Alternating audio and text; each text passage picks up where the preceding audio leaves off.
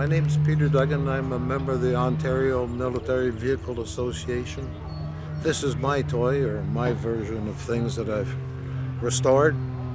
This here is a Ford Lynx scout car from the Second World War. The vehicle is actually a veteran of the Second World War. It served post-war with the Italian Army. And here's a bit of history of the vehicle. This gentleman, Giorgio Conforti, who lives in the Tuscany, recognized the vehicle in a scrapyard in these two pieces, brought the vehicle home to his place and kept it in his vineyard for 20 plus years. He decided to sell the vehicle. I heard about it. We negotiated. He wanted to see it come back to Canada. So this is how it came back in these two pieces. And I was very fortunate. A high school chum of mine, a master welder, welded the frame back together, then welded the hull back together. And from there, with the assistance of people from Australia to New Zealand to Holland, I've been able to acquire the correct parts to restore it to the vehicle to the state that it's in right now. The vehicle is powered by a flathead Ford 239. All the components, whether they be electrical or mechanical, are all NOS parts that I've been able to acquire from around the world. The vehicle is done up in the colors of the Royal Canadian Dragoons with the 1st Infantry Division when it served in Italy. The vehicle is road legal, it's licensed, it drives and performs the way it did 70 to 80 years ago. This escape hatch was only used if the vehicle was disabled and somebody was shooting at you. The ergonomics of trying to get out of this vehicle through the escape hatch is almost impossible.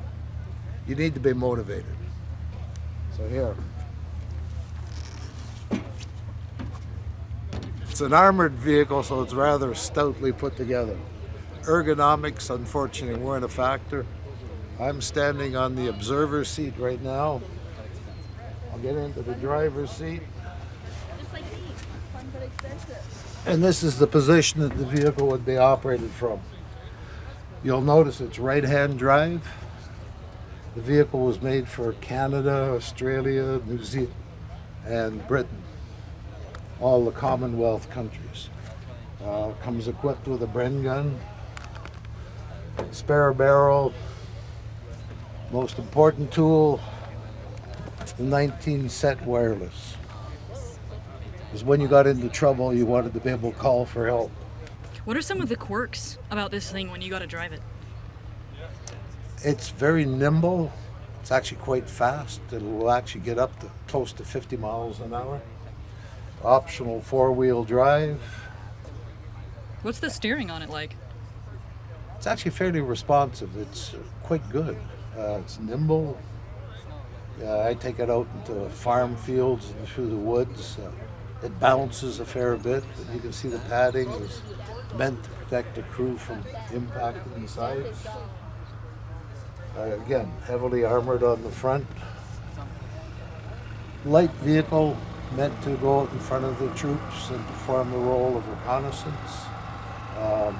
Once somebody started shooting at you, you wanted to be able to get out of there in a hurry. So the seat is actually not straightforward. It's actually on an angle.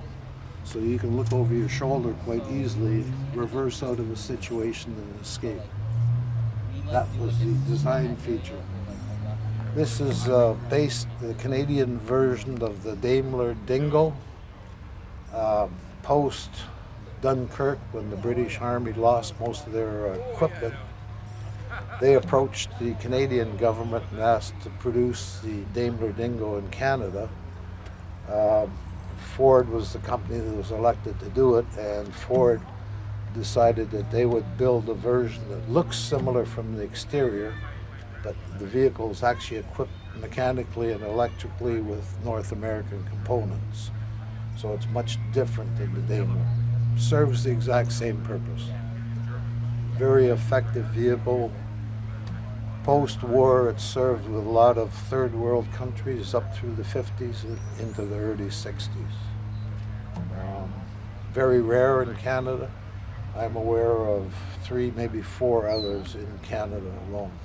Tell me a little bit about maintenance of it. Like, to keep this thing running, what are some things that you have to pay attention to? In terms of maintenance, it's actually fairly straightforward. The restoration process took about 5 years to restore it, but to maintain the vehicle, brakes, fluid levels, things of that nature there, the vehicle's actually required very little maintenance. It's a trouble-free machine. What was your greatest challenge on the road to restoration?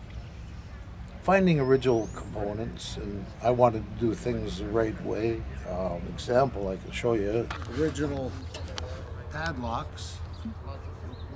I bought these from an individual in Holland to later find out that they were made 15 minutes from my house in Belleville.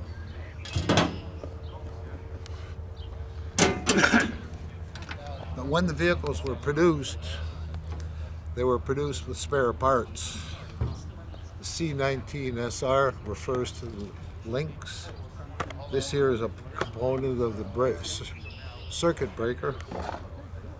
But this is how parts were stored 70 years ago. Inside a cardboard box, covered in cosmoline saturated canvas.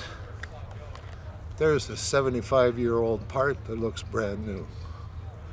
And finding components like that was the key to the restoration. If you look in the engine bay, I apologize for the dirty conditions, but I was running it through some farmers' fields before I came here. But it's all armor shielded cables to avoid the electrical interference with the radio system, and very unique components that everything from spark plugs to wiring are all shielded. Original radiator for a vehicle that was stored outside for 70 odd years. It's almost picture perfect right now in terms of components. The reason I restored the Lynx is that I wanted to honor my father, who served from 39 to 45 overseas. And I joined the Ontario Military Vehicle Association because of their connections and their involvement, and they support the ethics or values, I guess is the right word. Preserving history in motion, honoring our veterans. Yeah. So I looked around, and happenstance, I happened to be in the right place at the right time. I was actually working in Morocco at the time, but I found out about the Lynx in Italy, went and visited Giorgio, and here we are. And Ford of Canada, I like to promote their significance. They were actually the largest producer of military equipment in the British Commonwealth armies. And you'll find Ford logos on all the equipment.